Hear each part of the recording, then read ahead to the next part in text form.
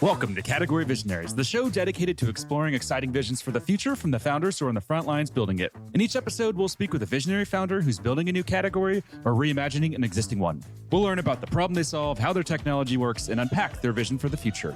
I'm your host, Brett Stapper, CEO of Frontlines Media. Now let's dive right into today's episode.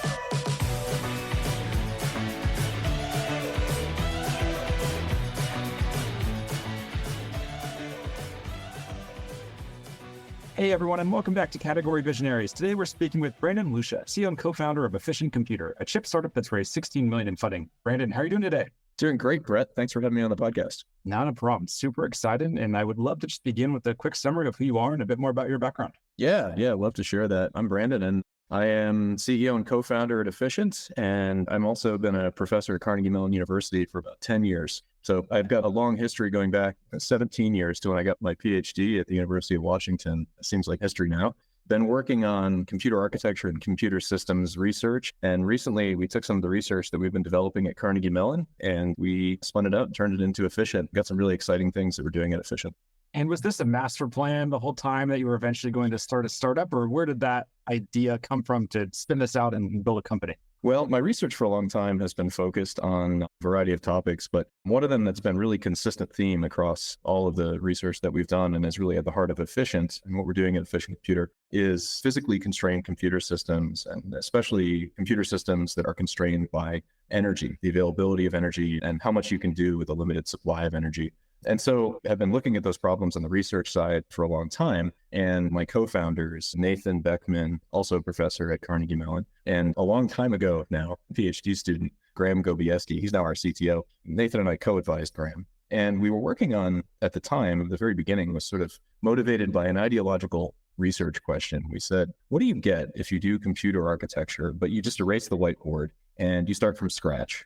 You focus entirely, let's do energy efficiency more than anything else. So we're not going to do the incremental performance optimization. We're not going to squeak out the last 5% of computing speed for a big margin in incremental energy consumption. We're just going to focus on, let's do energy efficiency the best way that we can. And so that was a long time ago now, 7.5, 8 years ago, we started doing that. And we developed that research agenda over that period of time that was basically Graham's PhD years. We got to the end of it and we just saw that we had something kind of really cool at the end. We saw something that was really amazing. It was substantially more energy efficient than essentially anything else out there. We had made kind of a new way of doing computing in the architecture that we ended up with. Around the same time, we crossed paths with someone named Alex Hawkinson. He's our fourth co-founder, and he's this serial entrepreneur, amazing at the commercial side of things, really visionary when it comes to seeing how tech can have an impact on the world more broadly. And he helped us understand the commercial potential of what we were building. This was now a couple of years ago at this point, but we put all that together and we spun out the company and we started really developing in earnest around what we're now building at Efficient, which is the world's most energy efficient general purpose processor. And that's what we're building. And it's the result of that research that we were doing at Carnegie Mellon.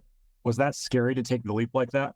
It was, because I'll be honest with you, I didn't really know what I was doing at the time, didn't know what I was getting into. I'm a first-time CEO. This is my first startup company that I've been involved with. And it was daunting. Didn't know what we were getting into. Everything from, it's funny in the beginning, you have these questions like, okay, now what? We have to incorporate a corporation, right? Okay, so let's do that. How do we do that? And of course, I was relatively naive. Luckily, I had a lot of good mentors along the way. Alex especially had done this before, and we got advice from really great advisors from the academics world, that we had a professional networking already, and people that had done startups, and also people that we met along the way. Something I've picked up along the way in doing this, in developing Efficient from the beginning, is that there's a lot of people that have done this one way or the other, and they see where you're at when you're starting out, and they want to help you with pitfalls that they stepped into. And so there's a lot of people that are really ready there with advice and with sort of experiential learning that they have that they can share. And so we've taken advantage of a lot of that, and that's been really helpful, kind of finding our way and getting to the point where we are now. We're really on a great path in what we're doing in Efficient, developing the energy efficient general purpose processor that we're developing at Efficient. As you made that transition from academia to startup life, what was the biggest challenge that you had to overcome? Yeah, there's many challenges. I guess you know this. You've probably talked to a lot of founders and have a big list of all the things that can go wrong and can go right. One that I really had to do a lot of learning and a lot of reflection on was taking these, relatively speaking, pure research ideas, things that there's a technical benefit. We can do measurements in the lab and we can see there's a clear technical advantage. We know that, right? And then you have to take that and package it and think about, how do we go to market with these ideas? How do we make these accessible outside of the context of scientific literature where we see a clear technical advantage? And how do we translate that into more end-to-end benefit? And that's something that in academia that happens in different measures. And depending on who you ask, it's more or less important. Some people do it more than others. But in spinning the ideas out and developing a company around the ideas, we really had to take stock and we really had to understand not just, okay, we have this cool technical advantage, let's go rule the world or whatever.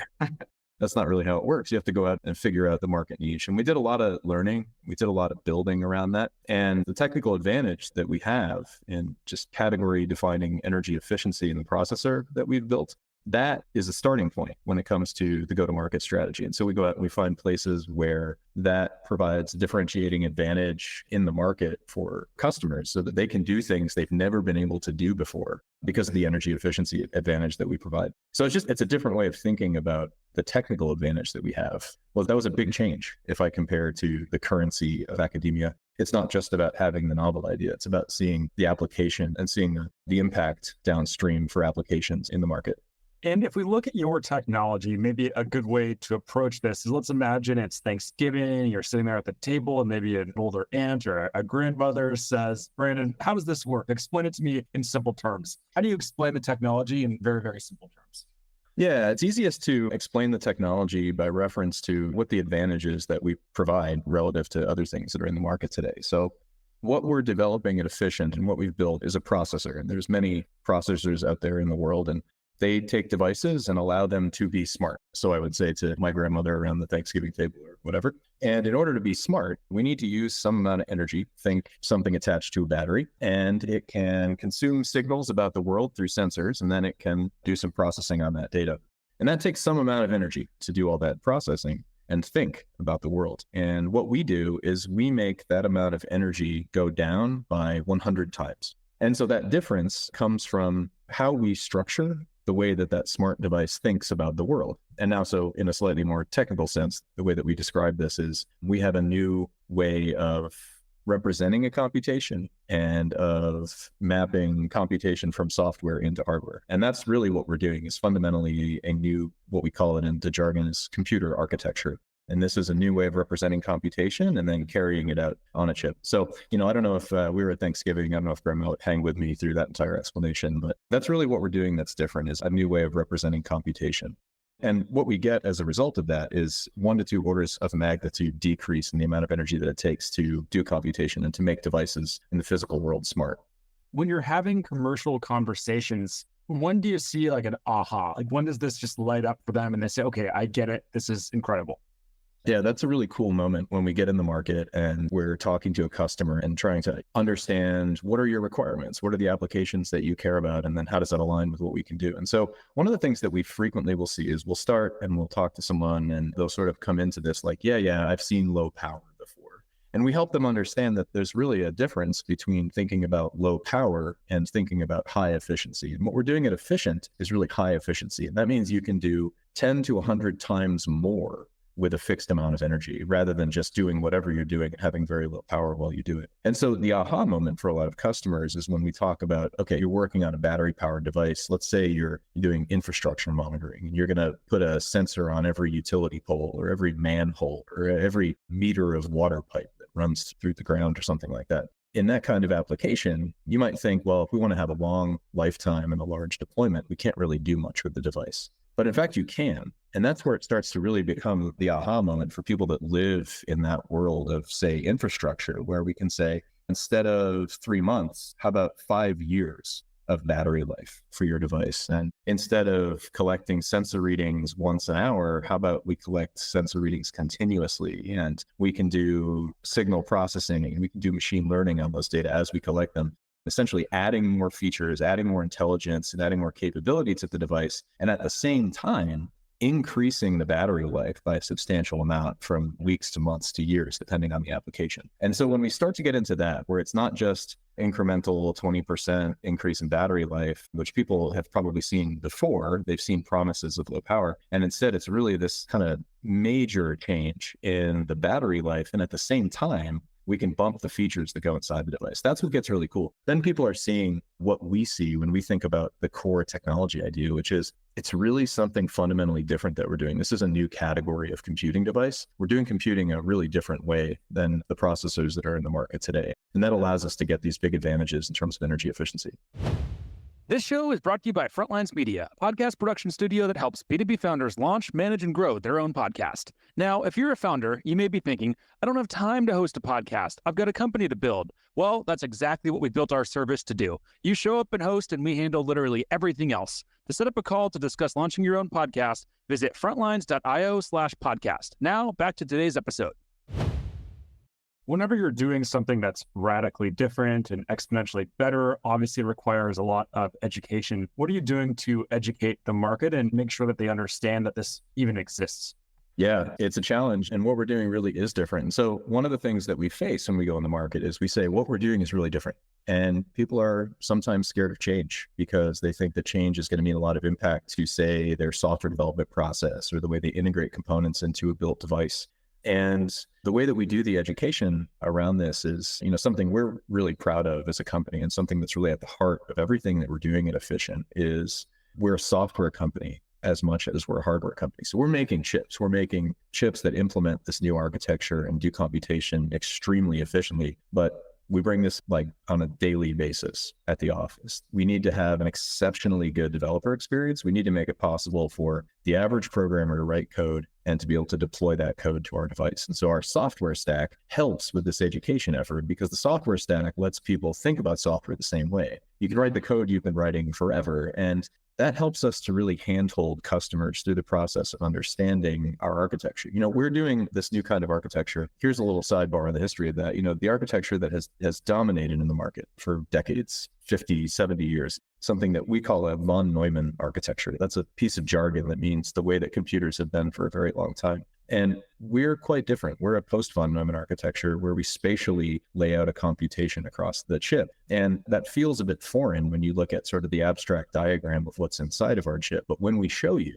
the customer, when we show you that the software story looks just like it does today, things are much easier. You can think about doing software the same way. You write programs in high-level languages, and that really guides people through the process of understanding, what we're doing is different, but it still remains accessible and it's really easy to use because of the software stack and the software story that we've developed around it. What about from a ICP perspective? How do you think about your ICP? Who is that ideal customer? Yeah, so the way that we think about these chips that we're making and the software that we're developing and the tools that we're developing, finding their way into the market, we look for a few things to find the ideal customer. The first thing we look for is an application this is the perfect case for us, an application that is not possible today because of the operational cost of deploying, a fleet of devices that carries out some task. Infrastructure is a great example of this. Imagine smart agriculture. I mentioned a few examples of infrastructure before. And there, you want to get as much value out of a deployment of devices as possible. So you want to have as many devices as possible. They can get higher precision sensor data. And if you can do more on the device, then you can have less technical infrastructure built up around your devices. So the problem with a lot of applications, the ones that we really gravitate toward as the ideal use cases, are the ones that are really limited by energy. And so the consequence of that is we'll start doing analysis of an application, and we'll see a case where the operational cost, where you have literally dude in a truck driving around replacing batteries day in and day out, because with a huge fleet of devices, there's always a battery that's dying. And so we can step in and we directly address the energy aspect of the equation. So if we're looking at smart agriculture application, if we're looking at, smart infrastructure application, that's where we can really move the needle on that. And it's not just that we're improving applications that exist today, it's that we can take application concepts that are basically infeasible today and we make those possible. And that's what's really cool, is identifying those kinds of application concepts that are just not possible today because they're limited by the operational expense associated with battery maintenance and the limitations of energy. We get rid of the limits of energy on those applications. We can allow those things to flourish and scale and really create the value in the world that we're after. That's the ones that are really exciting for us. Those are particularly exciting for us. If you think ahead to your 2024 priorities, what's keeping you up at night and what are those top priorities? Yeah, so where we are as a company right now is we are steamrolling 120% full steam ahead getting to the tape deadline for our products chip. And that happens later this year. We have an absolutely phenomenally amazing team. I can't say enough good things about the team. They are the strongest technical engineering team I've ever worked with. It's incredible. And I'm just like in awe to be working with this group of people. They're pushing toward our product tape out later this year. They're amazing. We're going to get there. There are so many balls in the air to deliver on a product tape out like this, to get to a hardware tape out deadline, to pull together the software that goes with it. There's a lot of technical dependencies that are all interlinked and fairly complex, and we'll stick the landing. But there's a lot to be thinking about all the time. And outside of the technical core of what we're doing, there's a lot of the strategic sort of ecosystem building and go-to-market strategy building that we also need to be maintaining around that to continue to drive value out of what we're building too. The two of those things together, the sort of convergence of those two major strategic threads, technical and market strategy, it's challenging and it's a lot to take on and there's a lot of moving parts. And so like any startup, I mean, that's really what keeps me up at night, is getting all those things lined up, keeping them on the rails, having faith in the team. We have an amazing team. I trust them. We're going to deliver on this and it's really going to be amazing. But yeah, it's a lot to look at. I can imagine. Now, talk a little bit about fundraising. So as I mentioned in the intro, you've raised $16 million to date. What have you learned about fundraising throughout this journey? I've learned everything that I know about fundraising as a result of this journey, because I came into this quite naive. It's been very interesting to understand, to the extent that I do now understand, the priorities of institutional investors, and even going further back, the interest of angel investors in really getting involved in a startup when it's really an idea and a song. That's fun to think about now, going back and having those early interactions with the angel investors, and then following that, doing an institutional raise. I think that one thing I've taken away from interacting, especially with Eclipse, they've been an amazing partner. They've been fantastic and they led our round. We've been learning a lot from them in terms of go-to-market, in terms of operating into complex technical organization. They have veterans from the industry, from the semi-industry. They have veterans in developing go-to-market strategy around this kind of thing. So they've been awesome. They've been really helpful. I think in general, the best VCs out there certainly must be the ones that are there to help you. They're there to be partners, not be, purely a financial engagement, but rather to be there with you and provide support, provide cover, and provide experience that you can take and build more value in the company that you're building. From a go-to-market perspective, what would be the number one piece of advice that you'd give to another founder? Oh, this is probably the oldest one in the book, but I would say talk to as many customers as you can as early as possible. It's something I wish I could go 2 years back in time and talk to more customers. It's always the knowledge that you get from customers, the nuggets of information that you start to see emerge as the consistent priorities in many customers. That's the kind of thing. I wish I had more of it now. I wish I had more of it then. I think there's probably no company in the world that doesn't wish they understood their customers, understood the market better. And so, I wish early and often and as much as possible, go be in the market and understand the priorities of customers. I believe that what we're doing is building a product that's really going to change the world when we bring it to market. And I think there's probably a lot of ways to launch a product that is absolutely the wrong product for a market. And I think the best way to do that would be to not talk to customers along the way. So we've been putting a high priority on that and having as many of those customer conversations as possible. It's been great. It's been informing the feature set. It's been informing how we pull things together and the things that we prioritize in the design. So I know that's the oldest one in the book, but honestly, that's just the most important thing, I think, when it comes to the go-to-market side of things. And final question for you. Let's zoom out 3 to 5 years into the future. What's the big picture vision? Yeah, so Efficient right now, we're racing toward a tape out deadline towards the end of this year. We're going to have product silicon landing at the beginning of next year. And that'll be in small runs. We're really excited to be developing that into some proof of concept applications and going to scale. We're going to be driving to volume at the end of next year. And we're really excited to see chips at volume in the market, real use cases. That's super exciting. Beyond that, we're looking at scaling not just volume and not just scaling the team, but also looking at scaling the architecture that we've developed itself. So our first product, the one that I was just describing, that's focused on the sort of enterprise class IoT infrastructure as a canonical example, sort of focused on maybe wearable applications, lighter weight applications like that. Looking forward, we're aiming at higher performance applications. And that means we have to take the technology that we have developed and we have a path. We need to execute on this path to scale up in terms of computing performance. That's very exciting because it opens up a whole new landscape of potential applications where we need higher performance, but they also demand extreme efficiency. So some really cool ones that we're very excited about. One in particular is in the aerospace sector. So in small satellites where we want to do